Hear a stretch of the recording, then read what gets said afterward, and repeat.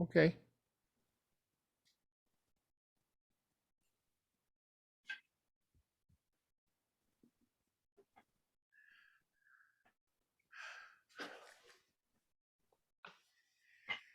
Good morning. Welcome to Community Church. It's a funny thing. My computer is telling me it's 11:16, and I started to freak out, but I realized that it's not actually 11:04, so we're not really very late.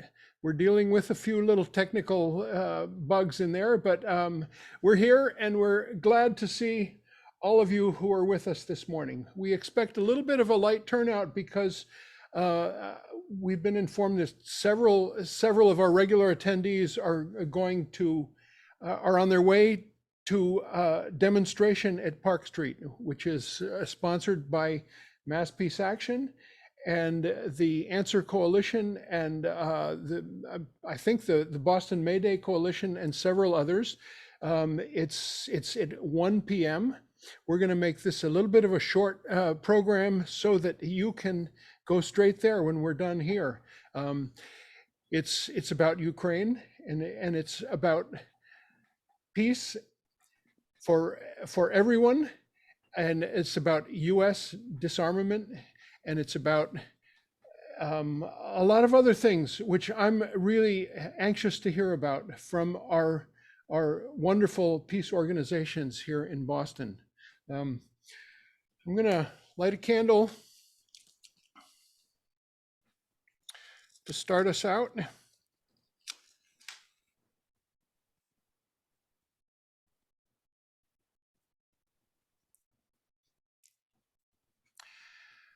We are joined this morning by some wonderful guests, and I'm so excited to hear them.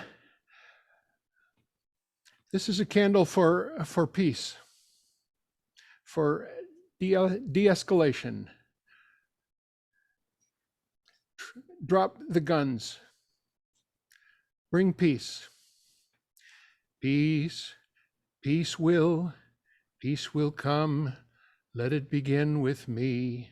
We need peace. Let it begin with me. Oh, my life is all I can hope to control. Oh, let my life be lived for the good of my soul.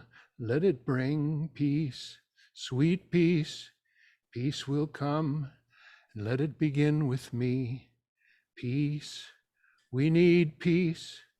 We need peace. And let it begin with me. And last night I had the strangest dream I ever dreamed before. I dreamed that all the world chose to put an end to war. Welcome, folks, on March 6th of 2022. We have a cloudy but beautiful day that supposedly will burn off, and we'll have the beginning of the hopes of March. That's why I brought some daffodils that are back there. Maybe I'll get to sing you a song about daffodils later on, but there's somebody else that I want to hear from first, and he is our music for today. His name is Helder Tsinine. I hope I pronounced your name all right, Helder. I didn't butcher it. Helder is from Mozambique. That was perfect. And Helder leads a wonderful ensemble that's not known as Kina Zore. Kina Zore did a concert here about maybe 3 or 4 years ago, and it was a benefit sponsored by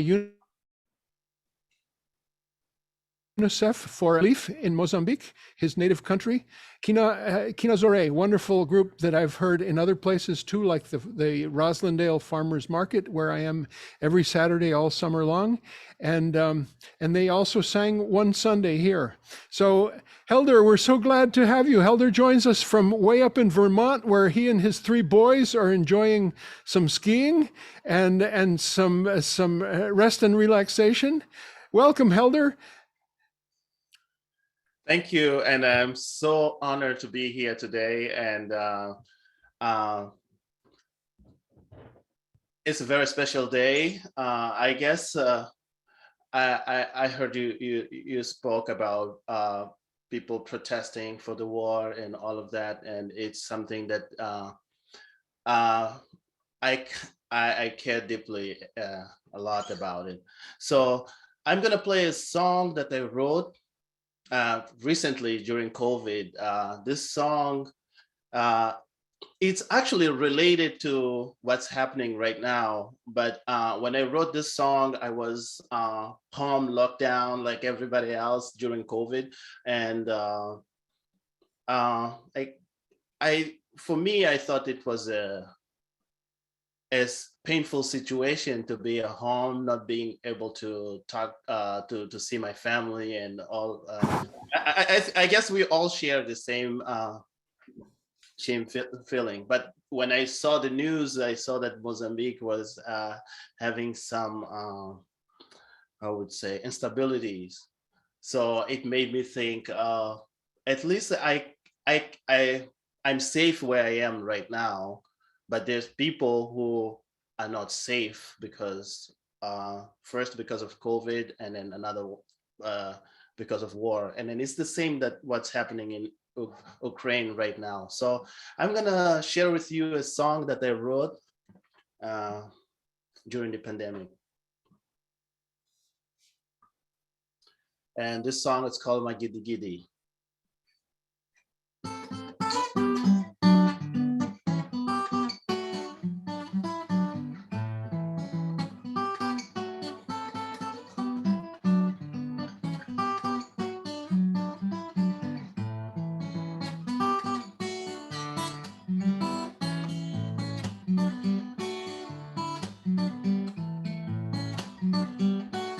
Magidi Gidi Avano, Magidi Gidi Avano, Magidi Gidi Avano, Magidi Gidi Avano, Tutumako, Tutumaine, Piti Bize, COVID-19, Ni Machango, Coronavirus, Nisrigevengo, Magidi Gidi Avano. Magidi Gidi Avano, Magidi Gidi Avano, Magidi Gidi Avano, Tutumako, Tutumaine, Dingy Piti Bize, COVID-19, Ni Machango, Coronavirus, Nisrigevengo, Segelekani Munyima, Segelekani Munyima. Segelekani munyima, mulosa ama poiso, maifunako, maifunako. Segelekani munyima, segelekani munyima, segelekani munyima, segelekani munyima, maifunako, maifunako. Mabokwano, matutumako, tutumaine, dingi piti bize, COVID-19. Ni machango, coronavirus, ni sigevengo.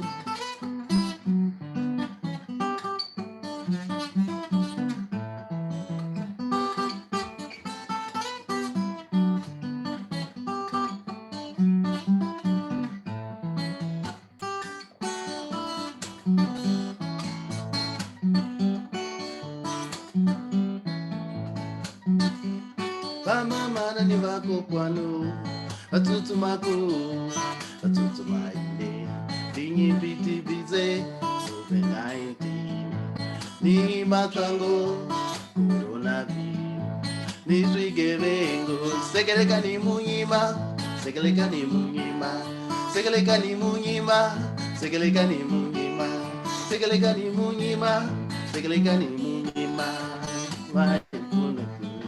maifunako.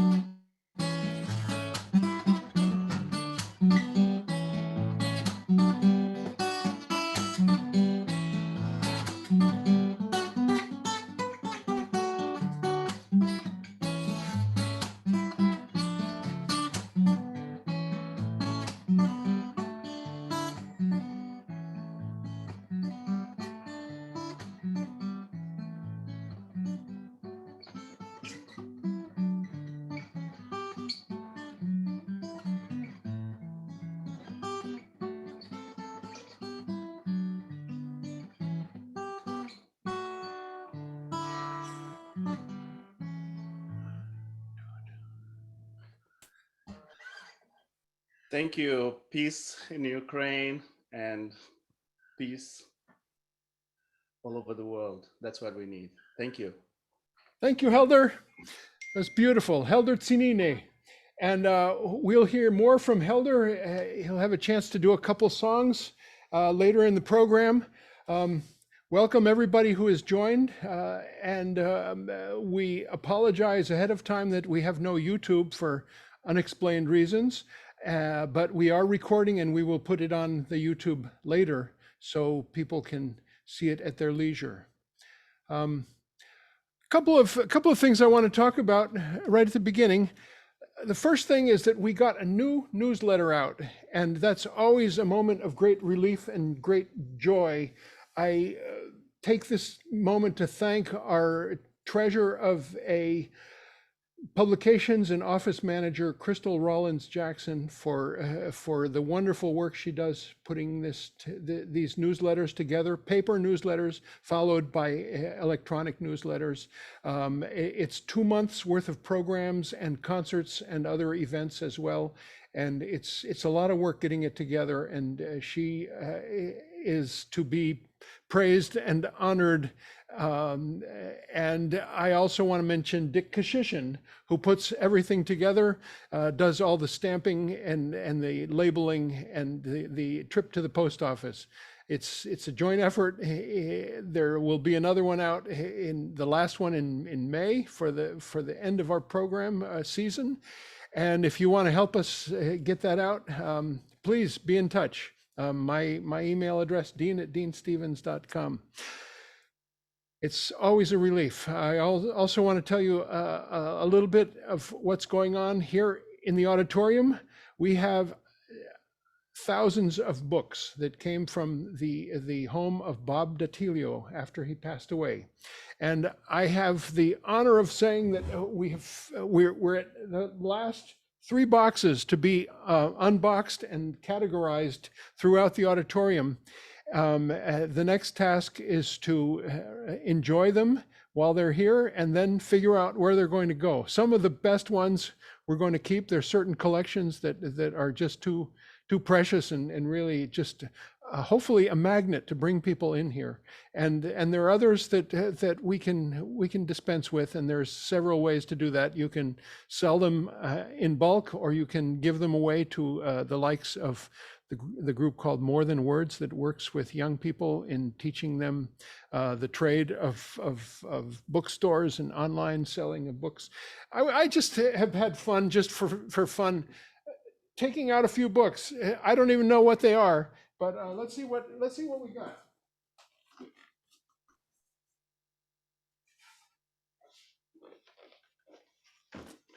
I have only three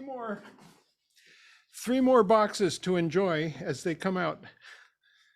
The Journal of Eugene Delacroix, who must be some kind of an illustrator. The book is mostly copy, but there's some illustrations as well. Here's one. What age was he from? It's a long time ago. The Romantic School of French Painting. This collection is full of art, photography, architecture. Journal of a Residence on a Georgian Plantation in 1838-1839 by Frances Ann Kemble. That's a book that I'm going to take straight to Crystal, our office manager. Crystal is deep into finding out her heritage and lineage and researching her ancestry, which part of it is slavery origins. This looks like a very interesting book. It was just like Bob combed the sales. This was for 99 cents at Filene's, probably purchased in the 60s or something. 30 Years in the New York City Ballet by Lincoln Kirstein. There are a lot of books on dance because Bob's wife was in the Boston Ballet and also was a dance instructor. Her name was Carol Ann Pastore at Boston Conservatory for many years. There are 7 boxes of dance books that will go to nonprofit in New York that raises funds to teach, to give dance lessons to underserved kids. Doris Humphrey, An Artist First, autobiography, another dancer, looks like. Irving Singer, Mozart and Beethoven, the Concert of Love in the Operas. Speak to Me, Dance with Me. This was a bunch of dance books. I'm surrounded by books, and I invite you to come down and join us in this discovery of all these books. There's loads of poetry, there's loads of biography, autobiography, memoirs, letters. It's a history of the early 20th century's literary life, historical life, left perspective, lots of books on Marxism, Leninism, socialism, anarchism, up the wazoo. Italian books in Italian. He was a second generation Italian scholar and man. And enough about his books. It's here. We have office hours 3 days a week, Monday, Wednesday, Friday. If you ever want to come down, send me an email, dean@deanstevens.com, and we would be glad to receive you. And if you're lucky, it would be on a day that Luis Guzman was here, and we would have pupusas as well. If you don't know what pupusas are, come and find out. They're El Salvador's delicacy of a dish. I want to just a note of concern and caring, which is that one of our longest time members named Shanti Renfrew is in the hospital. He's at the VA hospital, was in West Roxbury, but it was moved to Brockton, VA hospital in Brockton. And I just spoke to him on the phone this morning. He is his feisty, unpredictable, unusual self. And we're actually organizing a possible trip next Saturday to Brockton to visit Shanti. He's radiation treatments, some kind of cancer. I'm not sure of the details, but there he is. He's been a member since his childhood. His parents were in the church, and he remembers in 1953 the protest in Copley Square to save the lives of the Rosenbergs. That's how long Shanti has been involved with this church, as well as his parents. I'm thinking about Leonard Peltier, who needs to be given clemency and released from prison after so many years. He won our Sacco and Vanzetti Prize in approximately 1998 and was with us live. And we have cassette footage from that talk that he gave over the phone, because he was in prison. He's been in prison for too many, 47, 48 years. He has COVID. He has very delicate health. He should be free with his people. He tells us, and I believe him, that he didn't commit the crime that he is convicted of, and his people consider him a leader, and he should be free.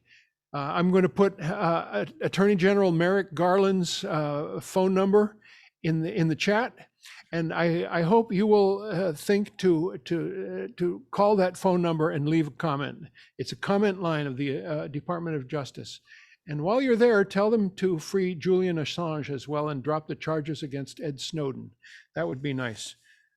Finally, I would like to bring your attention to a case that I'm going to be championing as best I can.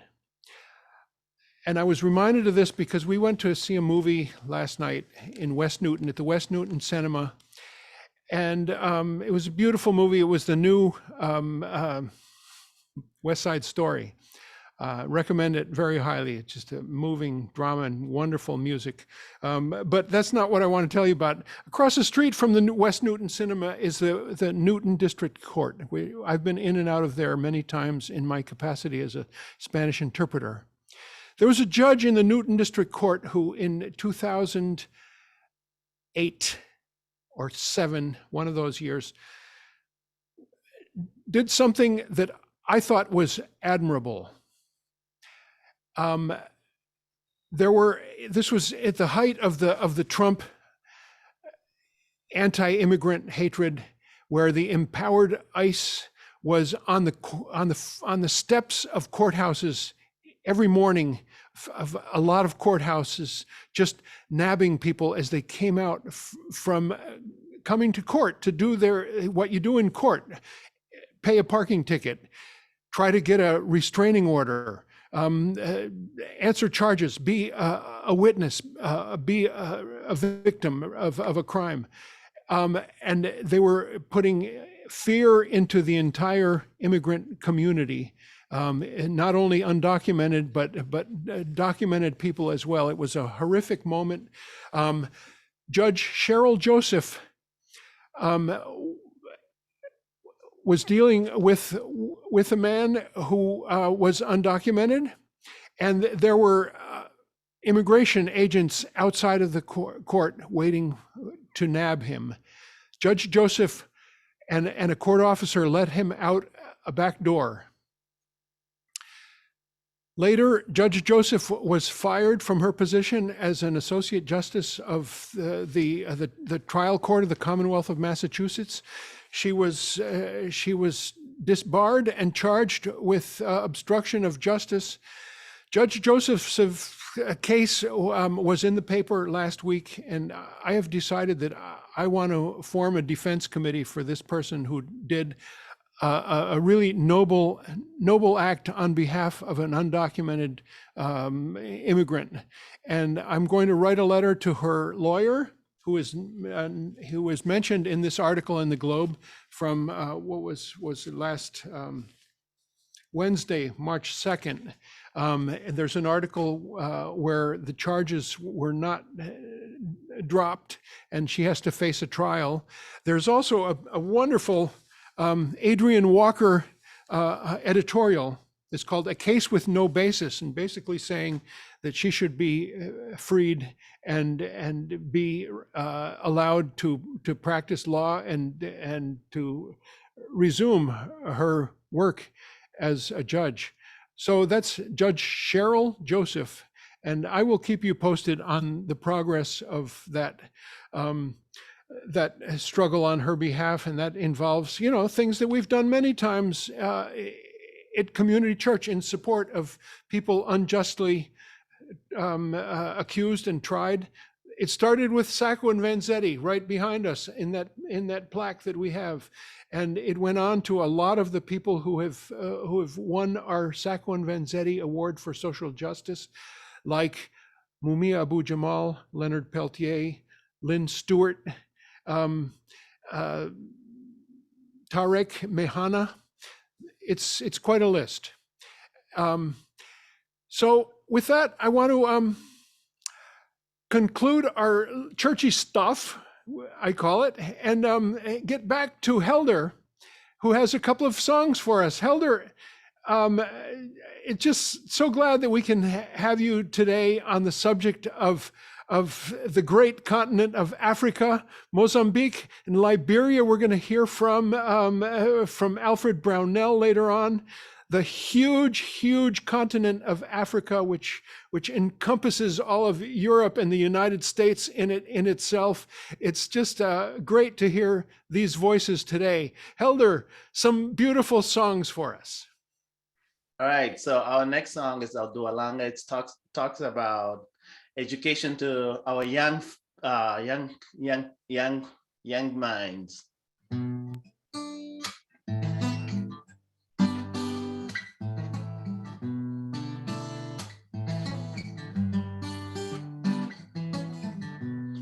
Wonga mamanda, wonga mamanda, wonga mamanda, tika shikolo we Johnny.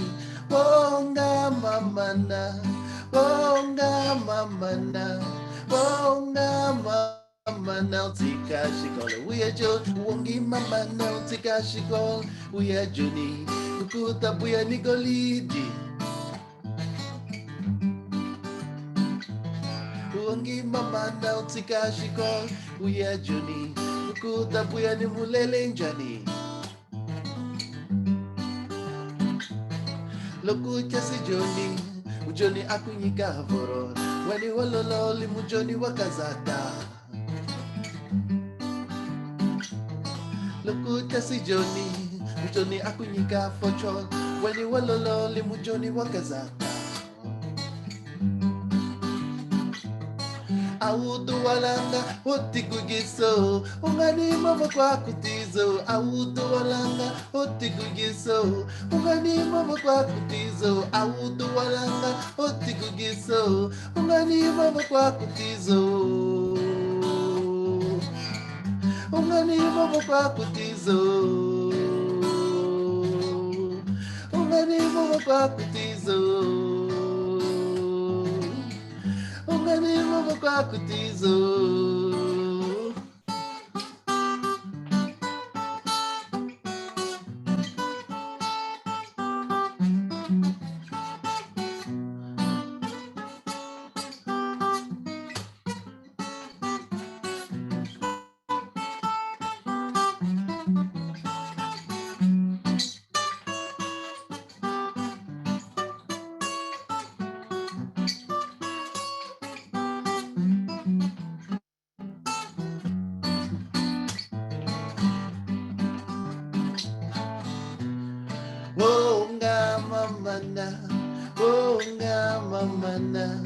Wonga mamana utika shikolo uye joni Wonga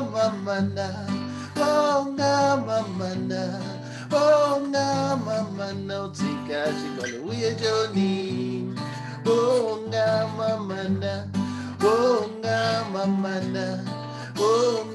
mamana utika shikolo uye joni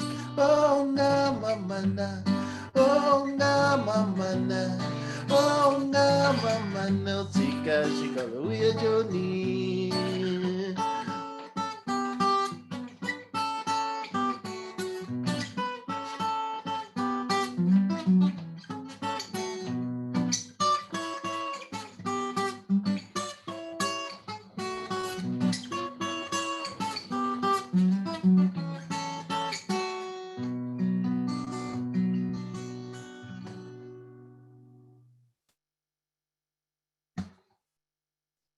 Thank you.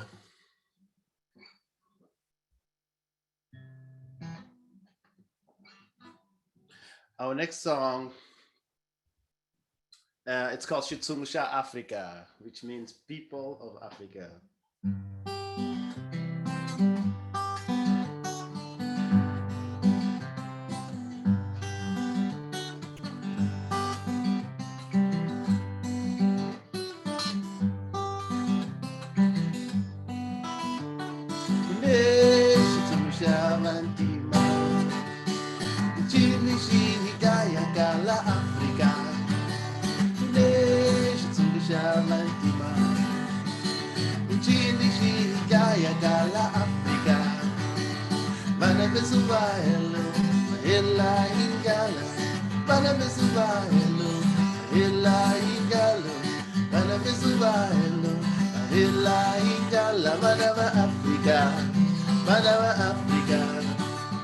Tsinine muzalo, pula hile yata.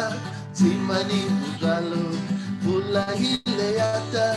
Tsinine muzalo, pula hile yata. Manava Africa, Manava Africa, Manava Africa, Manava Africa, Manava Africa, Manava Africa, Manava Africa, Manava Africa.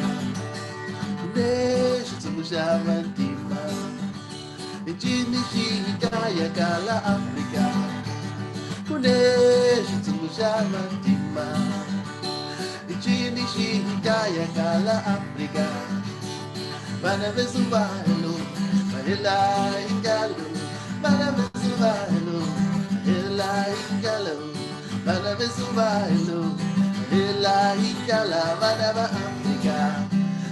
Manava Africa, Manava Africa, Manava Africa, Manava Africa, Manava Africa, Manava Africa, Manava Africa, Manava Africa, Manava Africa, Manava Africa, Manava Africa, Manava Africa, Manava Africa, Manava Africa, Manava Africa, Manava Africa, Manava Africa. Uneshi tungusha bantima, chini si hikaya kala Africa. Uneshi tungusha bantima, chini si hikaya kala Africa. Bana bezuba hello, hela hikala. Bana bezuba hello, hela hikala. Bana bezuba hello, hela hikala. Bana Africa. Manava Africa, Manava Africa, Manava Africa, Manava Africa, Manava Africa, Manava Africa, Manava Africa, Manava Africa, Manava Africa, Manava Africa, Manava Africa, Manava Africa, Manava Africa, Manava Africa, Manava Africa.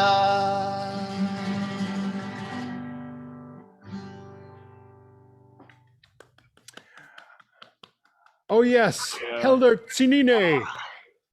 Helder Tsinine.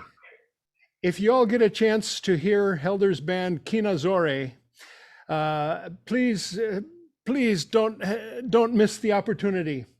We need to have that band here in this auditorium soon, because they're wonderful. They're wonderful. I was just in time. Somebody asked me to put the information about Shelley Joseph in the chat. All I have is her attorney's name, and I will get the address from the bar association and be in touch with this attorney and see how we can be of assistance to Shelley Joseph and her court officer. So that's just at the start. I just thought about doing that when this article came out last Wednesday. One last little quick reading from, again, this book that I love to read from, Eduardo Galeano from Uruguay, Children of the Days. I should read it in Spanish sometime as well. Maybe somebody else would read it in English, sentence by sentence. We could go down. Oh, this is a very short one. March 6th. It's got one entry for each day of the year.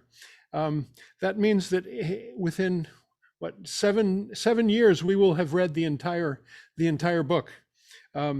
This one is called The Florist. You see the daffodils back there? That's today's flower offering for community church. The Florist. Georgia O'Keeffe lived and painted for nearly a century and died still painting. She raised a garden of paintings in the solitude of the desert. Georgia's flowers, clitoris, vulva, vagina, nipple, belly button, were chalices for a Thanksgiving mass for the joy of having been born a woman.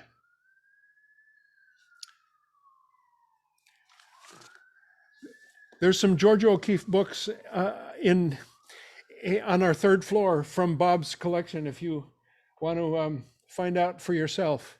That's a beautiful entry. I love Georgia O'Keeffe's work and her paintings.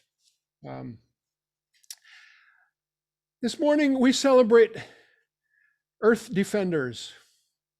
Earth Defenders who have put themselves in danger or who have lost their lives. Berta Cáceres is, this is the anniversary, March 4th, I believe, of her assassination in Honduras. Berta Cáceres, Lenca native woman who was a leader in a struggle against destruction in her territory by the construction of a dam, and she lost her life in that struggle. And her struggle continues with her daughter, whose name is Berta Zúñiga. We tried to get Berta Zúñiga to come join us and commemorate and celebrate her mother Berta's life, but we could not get a hold of her. Maybe they just haven't responded yet. The organization the acronym is COPINH, C-O-P-I-N-H. But I want to read you some quotes from Berta Cáceres, which are on beautiful poster memes. If you Google Berta Cáceres, B-E-R-T-A, last name C-A-C-E-R-E-S, you will see these quotes on beautiful drawings of her. I can't share them because my old computer is not allowing me to share right now, but I will read some of these quotes. The first one, tenemos una fuerza que viene de nuestros ancestros, herencia de miles de años, de la que estamos orgullosos. Ese es nuestro alimento y nuestra convicción a la hora de luchar. That says, we have a power that comes from our ancestors, a legacy of thousands of years, of which we are proud. And this is our nurturing, or our nourishment and our conviction at the hour of our struggle. It's beautiful. Here's another one. It's not easy to be a woman and to lead indigenous resistance processes in an incredibly patriarchal society. We women are very exposed. We have to face every very high risk circumstances, sexist and misogynist campaigns. Berta Cáceres. And here's another one. Ya sabía que íbamos a triunfar, me lo dijo el río. I knew that we would win, we would triumph. The river told me so. And finally, this one. They are afraid of us because we are not afraid of them. Mother Nature, militarized, fenced in, poisoned, demands that we take action. Berta Cáceres, born in 1971, was assassinated in 2016. And I give you those quotes to introduce another person who, like Berta, won the Goldman Environmental Prize. We are so proud to have Alfred Brownell today. Alfred was first brought to my attention by my friend Kevin Murray, who at that time worked at Northeastern University for the PHR public. I don't remember. FERG is what they call it. It's a department program on human rights and for human rights. Yes, in the global economy. And global economy. Fergie. It sounds like a princess from Britain, right? But human rights and global economy at Northeastern. Thank you, Alfred. And then I was brought to the attention of Alfred by my friend Martha Leader, who threw a party on her husband's birthday, 65th birthday or 70th birthday, I forget. And Alfred was there, and I got a chance to meet him and say, Alfred, we'd love to have you join us at Community Church once. And this is the second time we've heard from Alfred. And in this time, we especially celebrate a whole lot of Earth defenders who Alfred holds up and will talk to us about. Alfred is presently at Yale Law School, but if I'm not mistaken, is still in residence in Brookline, where he is an active member, and that's how I found out about him, of the Brookline First Parish Unitarian Universalist Church, and he and his family. So Alfred, welcome. We welcome you. And you have the spotlight.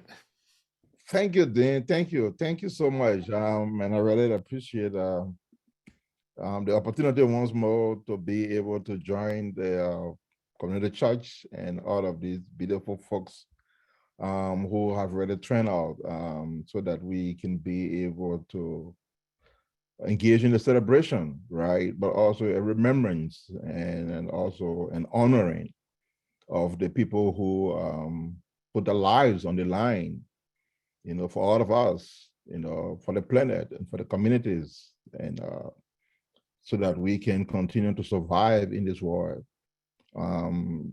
There's no doubt all of us have seen the writings on the wall. Just recently, last week, there was a release of the Intergovernmental Panel on Climate Change about the horrifying impact of what the climate crisis is and how those of us who are humans are altering in nature. And they need to act urgently, like take action, not even today, like yesterday, or in the last 2 years, because we are running out of time. The year before, we had 12 years. It is 10 years. Last November, the world convened in Glasgow to provide a response to this, and it was a massive failure. I know there's another plan to meet in Sharm el-Sheikh in Egypt this year, I think in October as well. And we are also wondering, but I think what is important is when human beings, our friends, our neighbors across the world, those who are making these ultimate sacrifices to protect the planet and protect human rights, when they make those sacrifices, what is sad is that our leaders across the globe are ignoring those sacrifices. What is more ultimate than to put your life down for your neighbors to survive? Those of us who are Christians have been taught by Jesus. That is the ultimate that anyone can do. And this is what defenders across the world are doing. They are giving their lives and they are being slaughtered.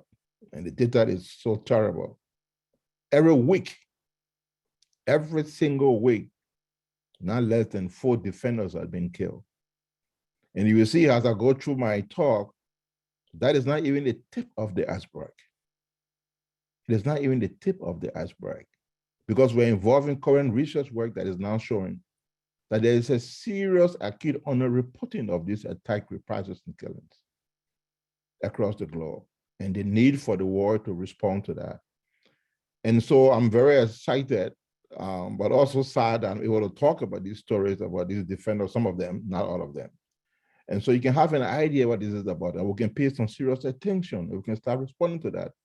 Because who do we refer to as IVE defenders? Sometimes folks might understand, well, who are these people? Why should we pay attention to them? Why should they matter to us? The IVE defenders are like our first responders. They are like our firewall.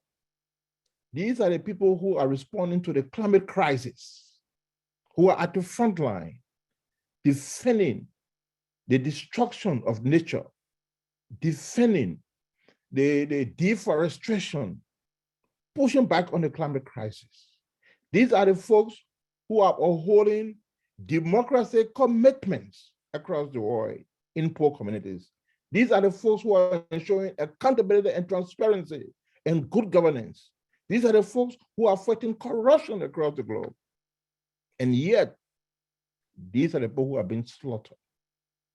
So if we remove that firewall and we don't secure those first responders, it means that we are going to be next. And so this week is also very important, as the Dean clearly stated, because we are also celebrating one of our icons. There are several of them, but one of them, Berta, in terms of the gruesome murder that occurred. I knew Berta, but I also knew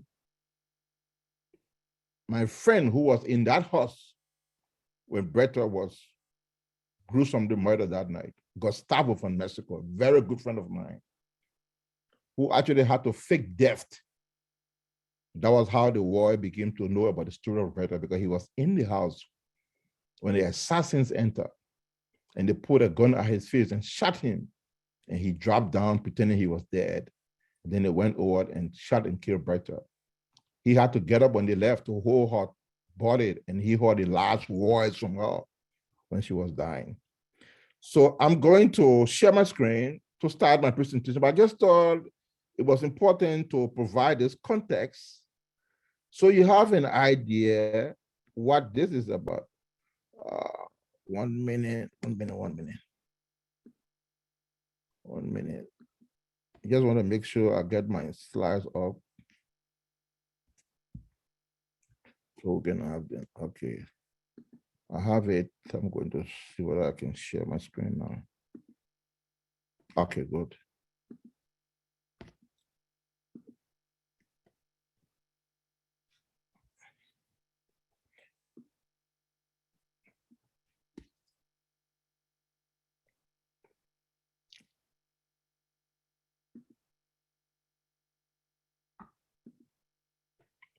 So today I'm going to talk about securing peoples and the securing this firewall, the role of earth defenders. Since 2013, every year, a number of organizations have published the name of defenders who's been killed across the world. As you heard, I was saying that is not even the tip of the iceberg. So last year, 2020, the report showed that 227 were actually murdered. This is the list. You can see across the range, the countries, Colombia and the Philippines and Mexico and Brazil, countries that actually came out. But like you know, I told you that this is not even the tip of the iceberg. And so I thought it's important because if you look at this look just like names and data and statistics. But it's important to understand what is behind these names, what is behind the data, what is behind the statistics. And so I thought for this talk today, and I need to do this fast because I don't know how much time I have, but it's important to be able to show you who's behind the names, right? We already talked about Berta, which I will come to.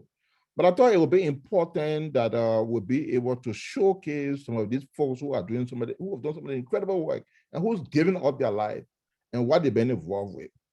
So I present to you one of the first defenders that we are aware of from Africa. Most of you may probably have heard about Ken Saro-Wiwa from Nigeria, from the Ogoni tribe, who took on shell oil in Nigeria. And most of you who follow the issue about fossil fuel, the story from Nigeria is a very solemn story of how this young man fought with his people to try to protect.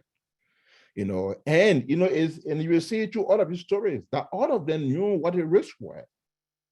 You can see here, he's saying, and I try to provide just a quote. You see, I will tell you this, I may be dead, but my ideas will not die.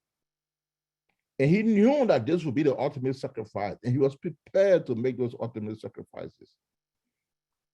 And why was he executed? Ken Saro was executed in Nigeria because of this you see on the slide. And so I thought it would be good just for 2 minutes to show you a little bit of what Ken Saro was involved with. So I will stop this slide and I will just show you a 1.5 minute video clip of the work that Ken Saro was involved with.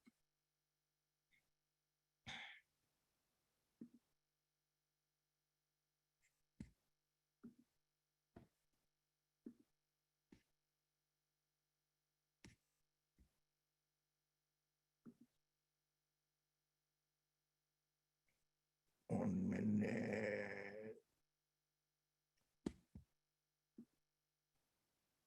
Oh God.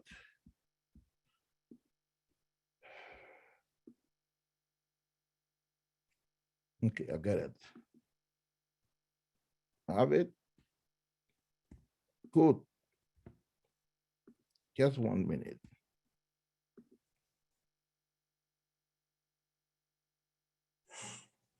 Can you hear the sound? This is Ogoniland, southeastern Nigeria, among the most fertile areas in all of Africa. 500,000 Ogoni people had farmed this land and fished its waters beyond tribal memory. In a time before the air turned foul, the earth sterile, and the rain to acid. A time before the oil was discovered. Before Ogoniland's favorite son was imprisoned. Shell found oil in the Ogoni area in 1958. Since then, they found about 6 oil fields. in an area that has the highest population density in Africa. This oil had not collected beneath desert sands. It lay under once rich forest and cultivated farmlands, which supported 1,500 people per square mile. And what we are working on now is crude oil, not soil. This land is lost. I will stop here and then introduce you to another defender, Berta Caceres Florist.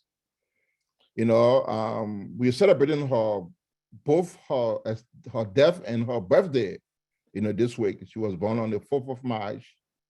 And, you know, one day before her birthday, you know, armed men enter her home and slaughter her. And, you know, here's what she said, the Ken Sarabua. She said, how she was receiving the threat, she said, the message never stopped. The harassment never stopped. They have me under surveillance. They don't care that I have children. Those son of bitches are going to kill me. This is Berta Caceres. Why was she killed? Why was she killed? Again, I'm going to stop the screen. I'm going to stop the screen, and I want to share with you. Oh my God. Oh God, I hope this tech is not going to give me a hard time.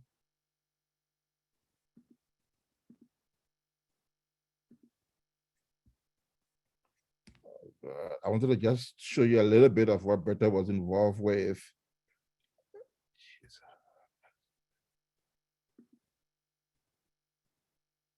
Okay.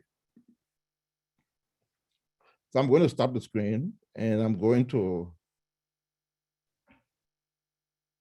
show you what Berta was involved with, right?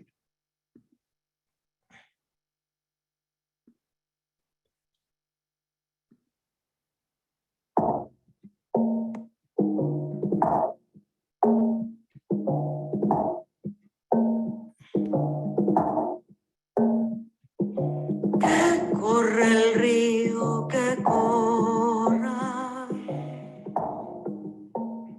Berta Cáceres era una mujer indígena, lenca, feminista y defensora de la humanidad. En 1993, Berta cofundó el Consejo Cívico de Organizaciones Populares e Indígenas de Honduras, COPIN. Esto inició un proceso de más de 20 años de lucha implacable en defensa de los bienes comunes y los territorios ancestrales del pueblo lenca, en contra de gigantescos megaproyectos y los intereses del gobierno y de los ricos y poderosos. Berta se enfrentó y a menudo derrotó a madereros ilegales, dueños de las plantaciones, corporaciones multinacionales y proyectos de represas que cortaban los suministros de alimentos y agua a las comunidades indígenas. Pero por encima de todo, Berta, junto con las mujeres del COPIN, dieron paso adelante en la incorporación real de las reivindicaciones feministas en la articulación de la lucha indígena comunitaria. Un logro que inspirará a todas las luchas colectivas de la región mesoamericana y más allá. Como respuesta a su batalla por los derechos de su pueblo y de otros grupos indígenas de Honduras. So I will stop this because there are many of these slides that I wanted to share with you as we go forward, because I thought it's important that we look beyond these individuals, you know, from Ken to Berta, while she was being slaughtered because of a dam, you know. Ken Sarabua fought the big oil companies. Berta fought the big hydropower dams. And we're talking about another defender, Lucia Babicos, an indigenous Arab people from Colombia, you know, who was murdered by the illegal group because, you know, she decided to bring her indigenous communities together and defend their indigenous territories and land. And she went and slaughtered. So you can see that it doesn't matter what your status is, whether you're an activist, you're a local community person, they are going to go after you because you decide to stand up and protect the planet. And this is why she was murdered for. I'll move forward to the next person, is Zara Alvarez from the Philippines, who was actually fighting, illegal logging, and also trying to fight to protect indigenous farmers, in her local Negroes community, right? A single mother and a teacher. And because of that, she was actually targeted by the state. The president, Duterte, actually put her on a red list, if you can see here, has someone who's been a terrorist. And she received a lot of threats, that told her what was going to happen to her. You say, this is what she said before she died. She said, I'm scared and I fear for my life because they are not just red tagging us, but our organization as well. I fear that I may be killed, like what happened to the many farmers of Negroes. So like I said, these folks, they all knew that they were facing their humanity. They all knew that death was coming, but they still continued to fight for planet and fight for the people of this planet. And it's important to understand this because most time we don't get to see this. We just get to see the numbers I'll show you, the data will show you, but these are folks who are making the sacrifices for the planet. And then I wanted to share with you this story, which actually came out in 2021 about this 65-year-old grandmother, Fikile Nshanga from South Africa, an activist who opposed a massive coal mine. All of us have heard our leaders across the world. They need to phase out coal. They need to stop coal. One of the most addictive fossil fuel. And yet, in 2021, a grandmother who refused to sign a contract to turn her land over to the fossil fuel was slaughtered in her home by a gunman. As her 11-year-old grandson was looking on, they walked in and they murdered her. I wanted to share with you a little bit of this video as well from her, so we can have an idea what this is about. And so I will play this video about her daughter.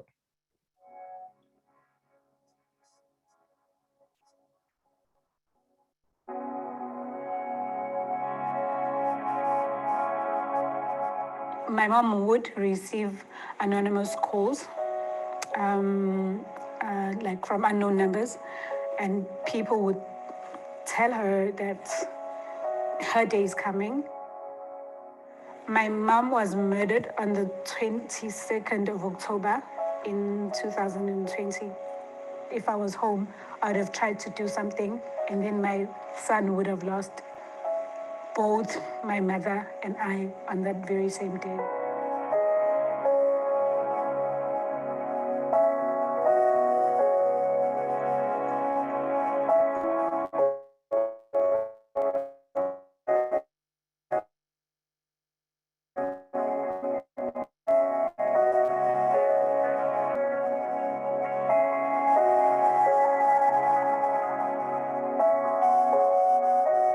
Before the mine talks were surrounding the community, we were a united community. We were happy, we were free to walk wherever you wanted to walk. You could be friends with anyone that you wanted to be friends with. It was a nice, united community before. It has changed drastically because since the mining was here, even the community was split. I will stop here and move ahead. So many parts. We are not the same as we are living. I will stop here and move ahead to talk about another important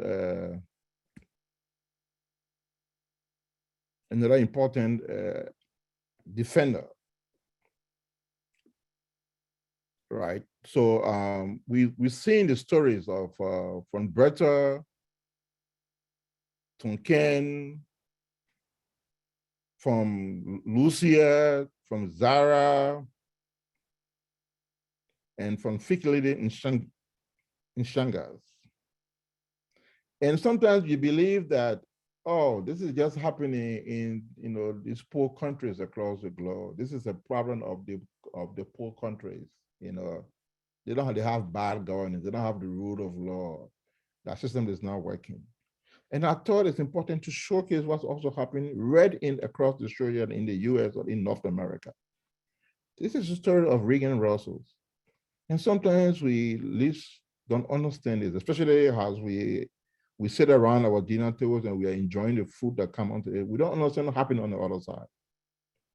So this is an animal rights activist, right, who was trying just to provide a little bit of water to the pigs who had been led to slaughter for our dinner table, just to give them a little bit of water. And this truck ran into her and murdered her. This is in Canada, right? And sometimes we believe that it is impossible that this can happen on our shores, right? But this happened right here. And I thought it's important that we realize this, because sometimes we feel that this is not home at all. We have everything in place, but we don't understand exactly what we are now faced with. And so, as I indicated before, what we've seen so far, the 227, the 4 persons who've been slaughtered per week is not even the tip of the iceberg. So we thought there will be a need to respond to this. So part of our work, our global work. And so in 2020, 2021, we commissioned a baseline assessment just to understand what was happening with these defenders.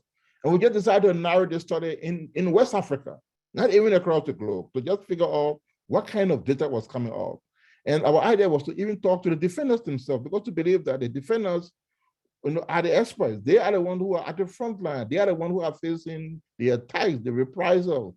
They are the ones who are responding to the climate crisis. They are the ones who are upholding democracy commitment. So we thought of doing the interview to understand their knowledge, their expertise, and how to respond to all of that.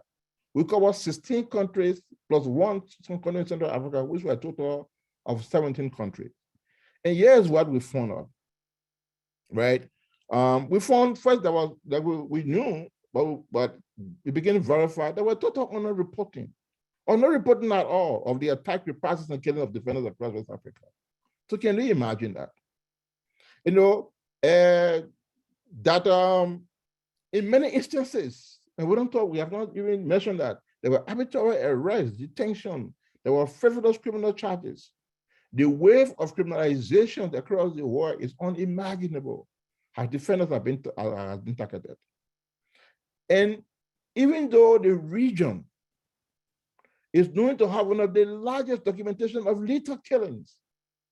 So if you went back to the data I mentioned, we said in 2021, there were 227 murders of defenders.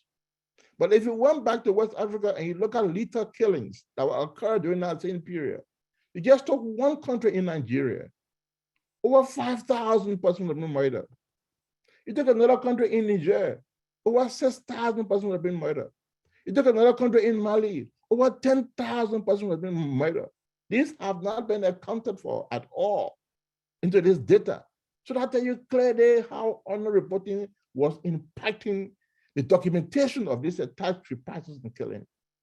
So we took this information and we organized an international conference in March of 2021, where this was validated. We brought in defenders, there were testimonies made, and we decided that there's a need to respond to these findings, to address the gaps that we discovered in the baseline assessment report. In fact, what came up during that conference was the testimonies of one of the defenders from in an area called the Sahel. The Sahel is the semi-arid area in West Africa, almost like where the Sahara Desert is encroaching. A defender said, our situation is what they refer to as the desert of death. They said, this is the Pentagonal death trap. The defenders and the community said they were facing the agony of the climate crisis. They were being held captive in the Pentagonal death trap, with a web of killing between competing actors. The Pentagon referred to these competing actors who were attacking these defenders in the Sahel region. They said they were facing reprisals from government forces, reprisals from paramilitary militias, reprisals from criminal gangs and bandits, reprisals from vigilante groups, and reprisals from extremist organizations. They were caught up. In addition to the climate crisis that they were faced with, this is a region where the largest lake, Lake Chad, has almost disappeared, where there's drought, where there's conflict between herders and farmers struggling over water and vegetation. And in addition to that, this Pentagonian trap they face with. And imagine there's very little documentation of that process. And this is what one of the defendants said. So we figure out that there's a need to do something about this gap. And so in September of 2021, we launched what we call a directorate to be able to document these attacks and reprisals. And we decided to empower the defenders themselves, to give them the tools, the technology, so they are able to respond. There's a lot of work to be done. So we just begin to pilot. We identify one defender in about 8 countries. We give them a smartphone, give them the laptop to be able to just photo and document that. We need to expand this more across the region. So defenders themselves are able with cell phone, smartphone, and a laptop and a motorbike to go out and document these reprisals. The data is not coming in from the eight defenders that we've empowered, but we need to spread this all across the region so we'll have more documentation. In addition to the directory, we've put in place what we call the specialized defenders clinic, because what we've seen so far that in addition to these killings, governments, as I said before, have engaged in arbitrary arrests and detentions. So the clinic is a way for lawyers to respond, to support these defenders to secure their right. So this is happening. And sometimes we wonder, like I show you, the previous photo of those who were murdered. Who are these defenders we're talking about? If you look at this slide, look across the board, a local chief, a farmer, an insurance broker, a semi-illiterate indigenous woman. These are the people who are standing up and fighting this massive billion-dollar investment that is destroying the planet. Ordinary citizens who have no means in very remote local communities with no resources at all. These are the frontline grassroots defenders that we need to empower going forward. And I just thought to show some of them because sometimes we don't see the valuable contribution they've done. When Mustafa Foboy stopped a $2.7 billion oil palm plantation from destroying 1 million acres of forest land in Liberia, no one counts Mustafa Foboy. Aminata Faba from Sierra Leone, who stopped a massive European agriculture company for destroying almost 2 million hectares of forest land. No one counts her. Chief Kwame from La Côte d'Ivoire, who's involved in a David and Goliath battle, challenging a massive Indian manganese mine that is destroying his communities. No one talks about him. Chief Ajele in Nigeria, who's facing one of the largest oil palm plantations and has been threatened and has been red tagged. No one talks about them. And equally, Massa Toure, who's also facing one of the biggest oil palm plantations in West Africa. These are the folks that we need to empower, we need to support, and we need for the stories to come up. So what should we do? Someone asked, like, okay, Alfred, we heard all these horrible stories. What else can we do? The responsibility actually rests on governments across the world. So what we could do, right, is to compel our government to actions. We need the government to compel our government to combat and condemn the impunity for the attacks and threats, from both state and non-state actors. Berta Caceres we're talking about, it took almost 4 or 5 years for accountability to come for the perpetrators who slaughtered a Berta to be hopefully accountable for their crimes. Ken Sarawiwa, who I talk about, his killers has not been held accountable yet. And many other defenders across the world. So it's important that we get our government to respond to these things. We need a commission, independent, transparent, fair investigation. We need to develop a mechanism that will collect more data. I talk about the honor reporting. Government has to be seen as collecting this data. We need to ensure that information that is held by the authorities in terms of the destructive nature of this investment are released to the defenders so they are aware of that.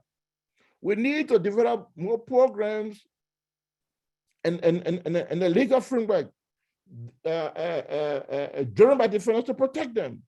And we also need for government to recognize the important and legitimate work of human rights defenders, including women human rights defenders, in popular statements, laws, policies, and programs. We need for government to mention these things to say that defenders are a valuable component. I just talked about the work they've done.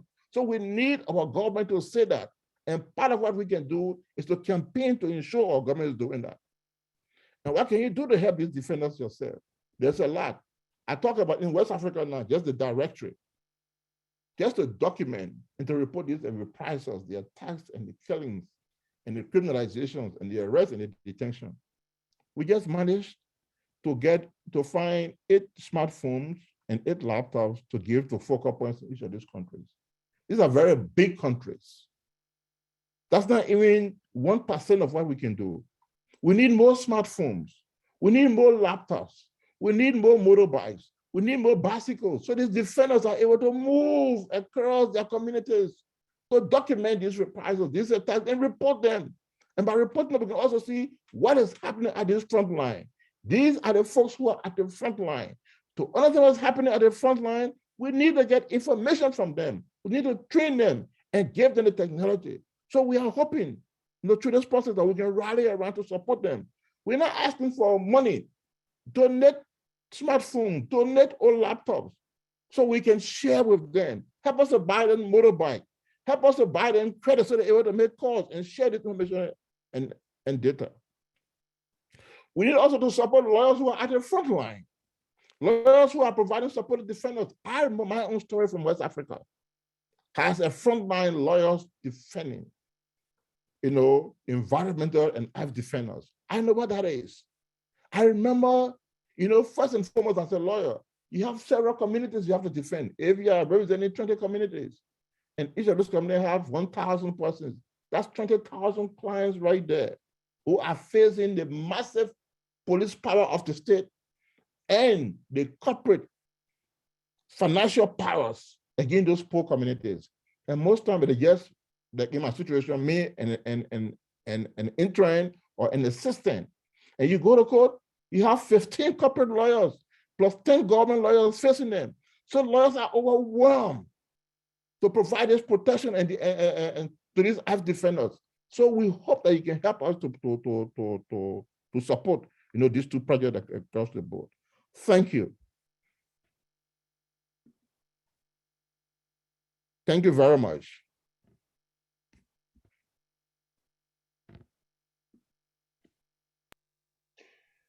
Alfred, you inspire us. We thank you for your passionate words on behalf of Earth defenders planet-wide.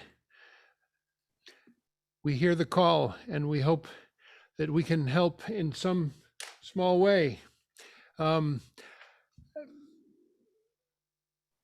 was thinking back on Chico Mendes, 40 years ago, assassinated in Brazil, trying to save rainforests.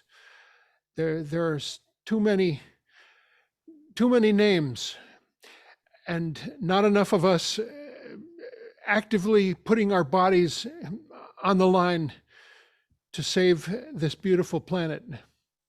I want to, by way of bringing Helder back to put Alfred in a beautiful frame, song in front and song on the other side, to join us for one last song. But I also want to take this moment to put up our collection plate. I have this beautiful Ugandan basket. I can't find it right now, to say that we need your help to make these programs happen and to extend the reach of what we're doing at Community Church. We are, during this COVID time, have just been acutely aware of the importance of doing this not only as a physical meeting here in this beautiful auditorium, but also as a broadcast to the planet. It allows us a wider reach, and it allows us to also reach a few of our members who are either hospitalized or institutionalized, who can't be with us physically. I think of Dick Crowley, I think of John Mannheim, I think of right now Shanti Renfrew and others who could be watching this on a screen wherever they are, and members in New Zealand, in all over the planet. That's what we want to do, and so we need your help. We're going to put the website in the chat. That's where you can go to lay down your credit card or your PayPal to help us make this happen. Helder Tsinine, thank you so much again for being with us. It's an honor to have you. And please say hi to your beautiful family. Liz Matos, who is one of our presenters, she is the director of Prison Legal Services and has also spoken on behalf of not only our members behind bars, there's 8 of them now, soon to be 7. I will tell you that Lee Underwood has been given parole and will soon be amongst us again, and that's a joyous moment. Lee Underwood will be with us again. It's always a happy occasion that a captive is set free. So, Helder, thank you so much, and take it away. Yes, I'm gonna play my last song, and I would like to say thank you for giving me this opportunity. And Alfred, you inspired me so much that you made me change my set a little bit. So I'm gonna sing a song to celebrate the continent of Africa, but also to invite you all to visit all those beautiful places in Africa and the continent. So maybe when COVID is done, maybe we can all make a trip together. But for now, let's I'm gonna end this with kind of like a traditional Mozambican music. It's called Marabenta. It's a popular music in Mozambique.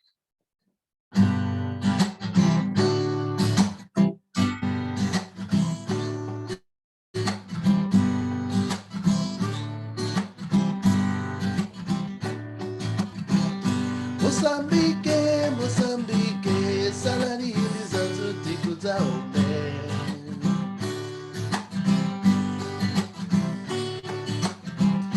Mozambique, Mozambique, myoyini kupuka tikuza ombe. Salani ilizazo tikuza ombe. Yasina masina makara na mama nama. Yasina masina makara na mama nama. Yasina chilondo la kati mama nama. Yasina masina makara na mama nama. Yasina masina makara mama nama. Yasina chilondo la kati mama nama. Bam chichi bam chichi bam chichi bam chichi bam chichi bam chichi. Harket kati tode. Harket kati tode. Harket kati tode tode tode tode tode tode. Engeta kambira ra tode. Engeta kambira ra tode. Engeta kambira ra tode. Oh oh oh oh. Oh oh oh oh. Yasina masina makara mama na. Yasina masina makara mama na. Yasina jilondo la kachi mama ni. Yasina masina makara mama na. Yasina masina makara mama na. Yasina jilondo la kachi mama ni. Bam chichi bam chichi bam chichi bam chichi bam chichi bam chichi. Harket kachi tode. Harket kachi tode. Harket kachi tode tode tode tode tode tode. Engeta kamera ra tode. Engeta kamera ra tode. Engeta kamera ra tode. Oh oh oh oh oh. Oh oh oh oh oh. Mozambique, Mozambique, salani ilizazo tikuza ombe.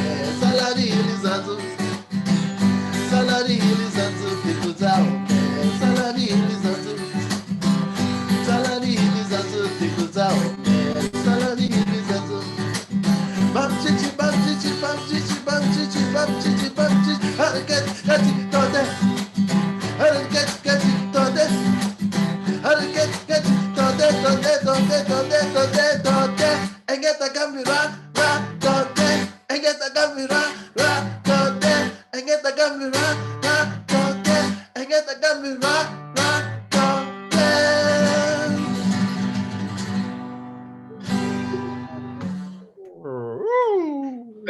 Thank you so much. Keep going, can't get enough. Helder, thank you for joining us from way up in Vermont somewhere, and greetings to your family. I'd love to meet your boys. How old are they? 10, 8, and 4. Wow, that's a handful. Yeah. They're fun. Yeah, and say hello to Liz for us too. I will. Yeah. Thank you so much, and I appreciate you're very welcome, and we'll see you again soon. I've got sometime we are going to resume our world music series that got cut off by COVID. It's called Playing for the Planet: Musicians for Climate Justice, and it's always 3 different acts. It's always one Indian act, because Warren Senders is our partner with this, and he does all the promotion and setting up a lot of the performers. We've had incredible beauty of people from all over the world, especially like students at Boston Conservatory and Berkeley. We have to get back into that routine again. It's high time we come together and do performance live again. I can hardly wait. And I hope you can join us for one of those. It would be great. We raise funds for 350.org in those concert events that we usually do 2 or 3 times a year, right here in Copley Square. I want to find out if there's anyone who wants to say hello to Alfred, ask Alfred a question. There's a little function that you can use to raise your hand, and you can do that now, or you can just put something in the chat if you like. Alfred, I want to ask you about your own personal situation in Liberia. You've been in the United States for a couple of years at least, and do you consider yourself to be in exile? Are you safe to return? If these are questions you feel like addressing, I don't know. Sometimes those are delicate personal things, but I want to know if there is safety there. I know Liberia is fascinating history, a little tiny bit, and I'm hungry to learn more about the history of Africa. There's so much in the depths of that country that we don't know a thing about, and that we want to learn about. But tell us what's going on for you in Liberia and for the country. So thank you very much, Dean. Thank you very much. I thought that, given the focus on the Earth Defenders, that I didn't want to, bring my own personal situation, but I just wanted to know that, that I myself has been a defender, and I have just been very lucky and been blessed by God, through the intervention of God and through the intervention of nature and the Earth and our ancestors.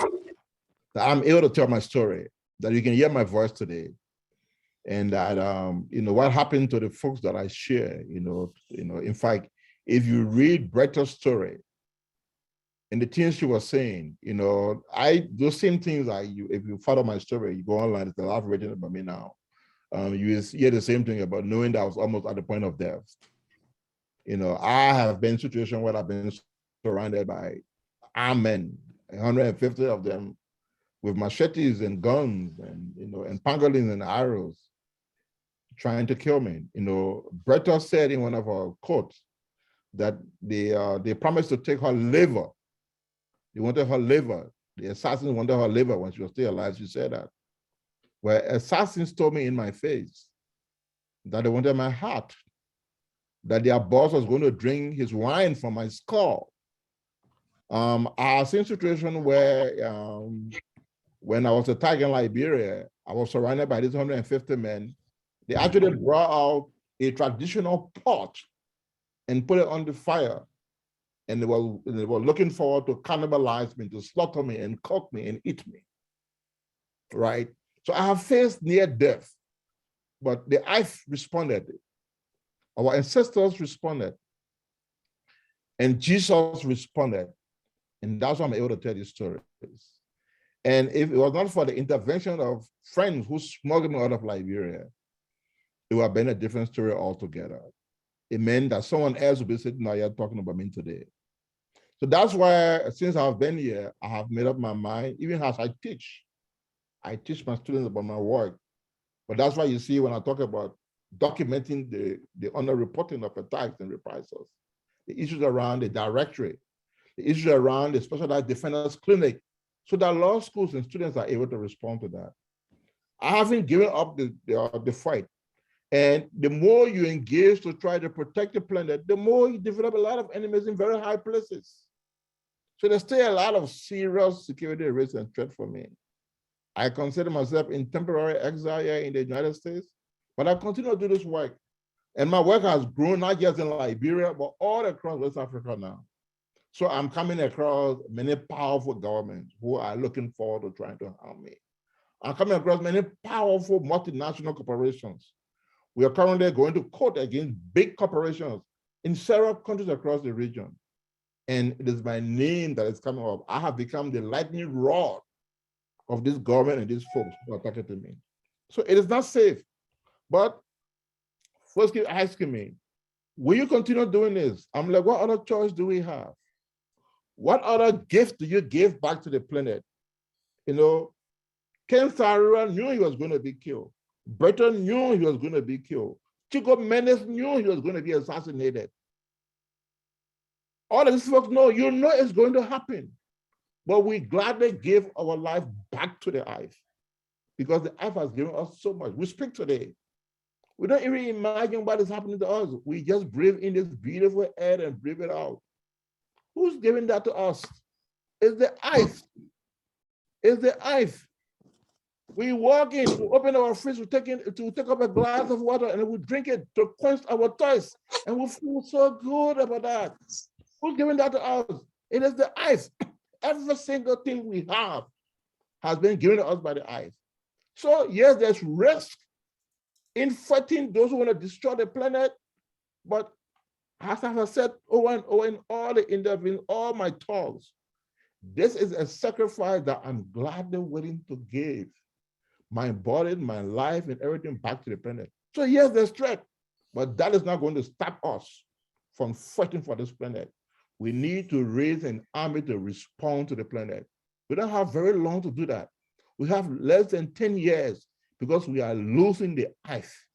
We are losing this earth, and all we can do is to continue fighting. You know, and I said to someone, said, but what should we do? Who should we listen to? And I said, listen to the earth. The earth is giving us instructions and guidance how to respond. But we are not hearing, we are not opening our ears. See what's happening. First, the earth gives us the wildfires across the world, massive forest fires that is blazing and consuming everything. The earth wants us to behave like the wildfires. We have to get up in the street. We have to invade everything. We have to disrupt everything. That's what the earth is telling us. The earth said, behave like the hurricanes. Come massively, attack everything, make sure you disrupt it. The earth is saying, behave like the flood. Flood every single thing. The earth is saying, behave like the drought. Dry everything off. This is the instruction the earth is giving us. And we need to listen to it. Until we are out to disrupt everything, we are going to lose this planet. Because the system that has been set up is not delivering. It has failed. It has failed humanity. It has failed the people. It's time for us to rethink development. It's time for us to rethink governance because this system has actually failed us. But until we respond to what the earth is telling us, we'll continue to lose it. And that's why even as we face the risks, we can sit down and say, oh, let's be on the fence. It's going to solve itself. We have to get up to make this work. Thank you, Alfred. Dorothy Weitzman, you have your hand up and you're next. Are you there? Hi, thank you. I'm next. Yes, go ahead. Okay, so I appreciate your talk very much. I didn't have a paper and pencil to write down. I was not aware how much of a network there is between different parts of the world with regard to this problem. I mainly knew about it in Latin America. Is there an organization that we should particularly affiliate with? You put it up a list of all these different countries and different numbers of names. Is that available? Where is that available? Could you share it with Dean or share it with somebody so community church, as well as I, could be more informed than I am now, as well as where is the advocacy group that's the leading one? Thank you. Yeah. So my organization is doing a lot of this work across the globe. I just put up the name and I can even put up the link for you to see. It's called Grain Advocates International. We set up a massive network across West Africa, which is called the MRACSO platform. So Grain Advocate, the group that I funded, is leading this effort across West Africa and also linked to the global process. So if you need to support any of these things, yeah, the support will go. So you're the leader. Are you the main leader of that organization? Yes, I am. And maybe I could look up on your website. Do you have a website? Yes, I can share the website with you. I'll look up your name and I'll find more information. I don't have time to, I'm going to go to the Watertown Peace Rally, so I don't have time to be studying the chat anymore. But I really am glad to know what you're doing, and thank you very much. Welcome. Thank you so much.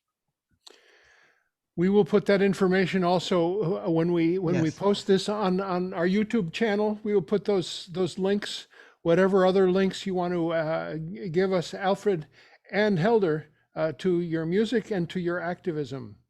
Yeah, thank you. Are there any other people who want to join? We're getting near 1 o'clock, which is when the demonstration starts down in Park Street. So I want to, if there's nothing else, greenadvocates.org is the website that Alfred has just shared with us. I just want to end with a couple of prayers. Poems, prayers, call them what you like, but I think in terms of prayers, and I remember the author Annie Lamott, who put prayers that you pray maybe to some other power, but you can pray to yourself, you can pray to each other, and there's 3 categories she puts them in, and it's the name of one of her books. It's help, thanks, and wow. Help, thanks, wow. And I want to put that in 2 categories: the help and the wow. And the first one is the help. And here's the prayer. It's by Garth Hewitt, who is somebody I just recently found out about. He's a Scottish priest, and he writes on behalf of Palestine songs. And he wrote this beautiful prayer for forgiveness.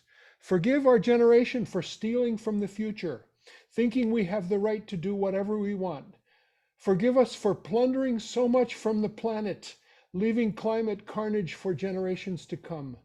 Forgive us for choking a living, breathing planet and filling the air with fumes. Forgive us for ending species that you have created and leaving plastic to fill up the oceans. Give us a new spirit, a spirit of hope. Give us a new day that's making us whole. May we treat all with justice and with equality, so loving our neighbor becomes the human way and loving our planet becomes the natural way. Garth Hewitt from Scotland. And second, I want to raise a prayer of awe, let's say, A-W-E, awe, and thanks. This is written by Bruce Coburn. I went to hear Bruce. He's a very well-known Canadian songwriter and rock and roller. He wrote songs like "Wondering Where the Lions Are" and "If I Had a Rocket Launcher" about the genocide in Guatemala. And he's just the most amazing guitar player and author of poetry and song and of spiritual renovation and activism. And this is a song that I will read as a poem.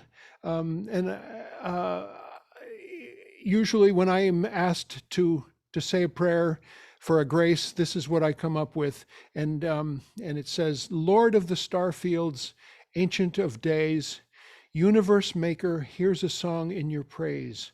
Wings of the storm cloud, beginning and end, making this heart sing like a banner in the wind. O love that guides the sun, keeps me burning. Lord of the starfield, sower of life, heaven and earth are full of your light. Voice of the nova, smile of the dew, all of our yearnings return to you. O love that fires the sun, keep me burning. O love that fires the sun, keep me burning." What do you think, folks? Is that a good way to end our program? And thank Elder Tsinine for joining us today. And thank Professor Alfred Brownell for sharing his passion for the Earth Defenders.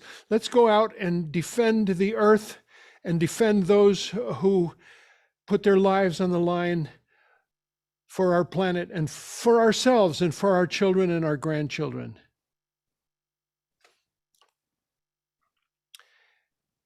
We declare the meeting at the building to be over. Meeting at the building, soon be over, all over this world.